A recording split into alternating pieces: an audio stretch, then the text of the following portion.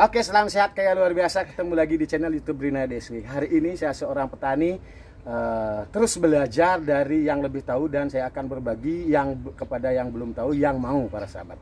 Hari ini saya bersyukur sebagai seorang petani paneli dari Singaraja, Bali, tepatnya di Desa Amengan, Kecamatan Sukusade, Kabupaten Buleleng, Bali. Tapi hari ini saya melakukan praktek di salah satu anggota perkumpulan petani paneli seluruh Bali yang beralamat di Denpasar, perbatasan Denpasar dengan Gianyar. Ini namanya di Ketewel, para sahabat. Nah, tentu saya pun berfokus. Hari ini saya bersyukur jadi petani, di mana beliau ini adalah seorang dokter dan bapak seorang pilot, bisa sharing santai dengan saya. Nah, kalau ibaratkan orang sekolah itu belajar, saya walaupun seorang petani S2, SD dan SMP bisa juga mengajari seorang pilot dan dokter. Nah, itulah sharingnya untuk bagaimana motivasi teman-teman. Nah, teman-teman, hari ini ibu, bapak, kami di Bali itu membuat media ini, kita namai Pancamedia, ya. Yang saya kasih materinya ke ibu dan bapak, ya. Nah, kalau di tempat ibu jangan pasangkan buat Pancamedia, ya. Kenapa? Karena saya takut bahannya juga nggak ada, ya.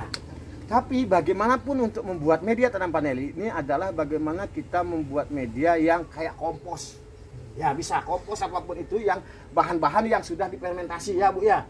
Baik kotoran ternak, misalnya sampah atau apapun, dedaunan dan lain sebagainya, itu bisa difermentasi, dijadikan media tanam paneli. Tapi harus ditambah di sana, kalau tajarnya kita pakai serabut kelapa tadi, juga media bisa ditambah dengan serabut kelapa yang dicincang karena MDPL-nya rendah nanti di sana, ya. Nah, Pancamedia itu bahannya siapa tahu juga ada di sana. Saya juga jelaskan di lahan kebun saya ini sudah tanaman memasuki 1,5 tahun, Bu. Lagi setengah tahun lagi nanti akan berproduksi, ya. Kalau di Singaraja ada serabut, nah kayak gini, Bu. Nah, ini bahannya satu kokopit, yaitu serabut kelapa, ya Bu, ya. Ada sekam, siapa tahu nanti di sana bisa dapat sekam. Kalau tidak ada sekam di sana, siapa tahu juga ada perusahaan arang di sana, bisa diganti, arang bekas, ya. Bisa diganti dengan itu. Nah, itu perbandingannya kalau MDPL rendah itu Bapak bisa lebih banyak nanti serabut kelapa yang dicacah. Karena di sana ketika nanti musim kemarau pasti ekstrim. Tapi kalau hujan juga ekstrim juga. Nah, karena MDPL-nya rendah, tentu harus disesuaikan. Asupan tanaman paneli ini harus seimbang antara NPK, ya. Itu apapun NPK, tapi tetap yang organik, ya Bu, ya, Bapak, ya. Nah, itu bahannya tadi apa aja udah, Bu? Kokopit, sekam, nah kohe kambing, nah ada kohe kambing atau diganti dengan kompos juga boleh. Nah, terus ditambah nanti kalau ada di sana bambu, ada nggak di sana? Ada. Nah, itu diperbanyak daun bambunya. Itulah difermentasi sehingga akan menjadi Pancamedia, ya.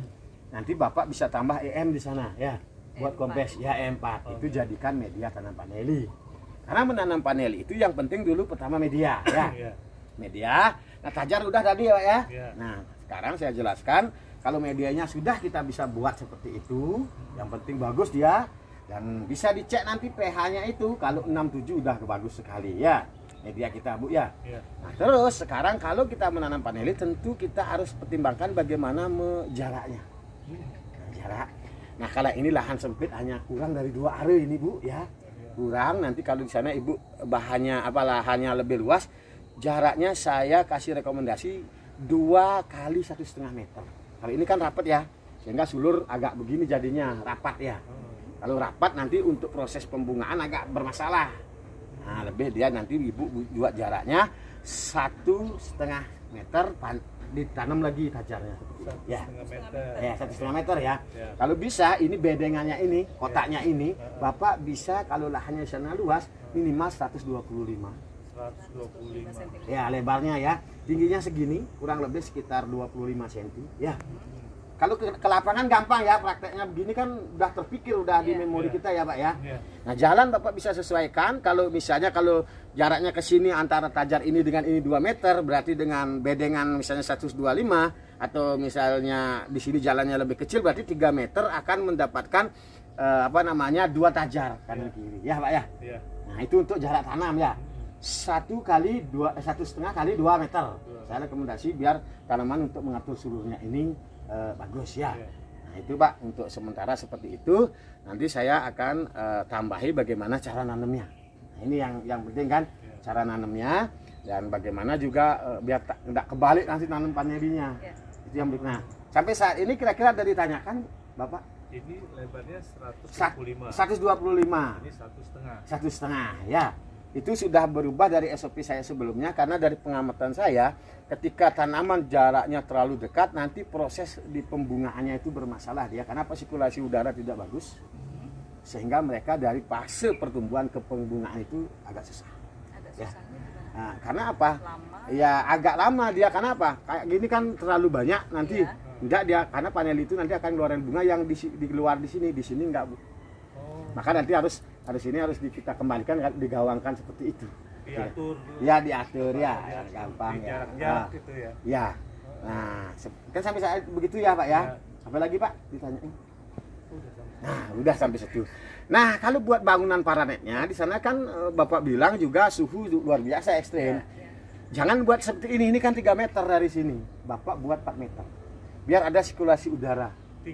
Tingginya dari sini ke sana ya. Buatnya atapnya ya.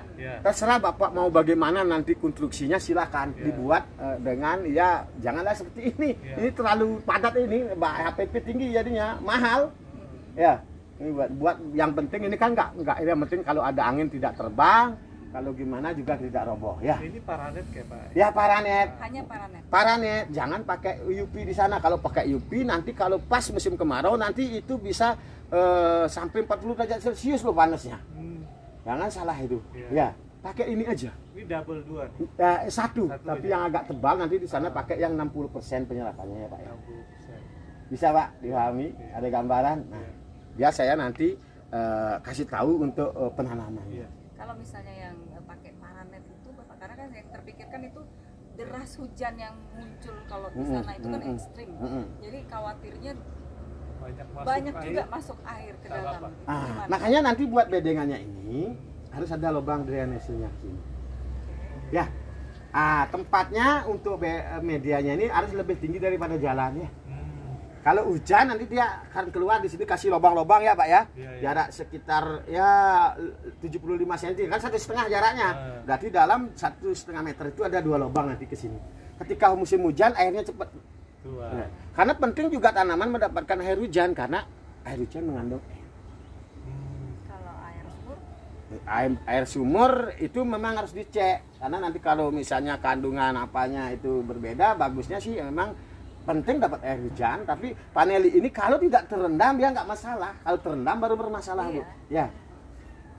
Busuk ya. ya. Ya, pembusukan seperti jamur yang kemarin kita bilang ya.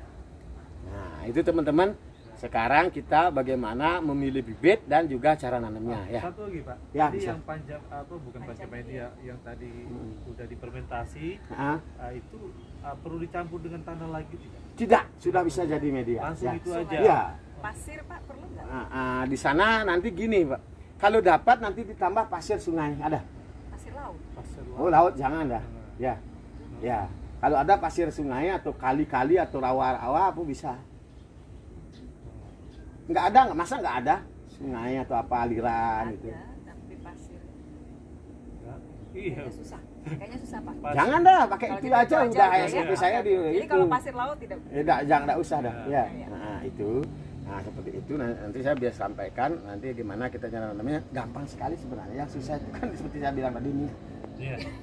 Niat kita mau berbudidaya itu susah sekali di Indonesia ini.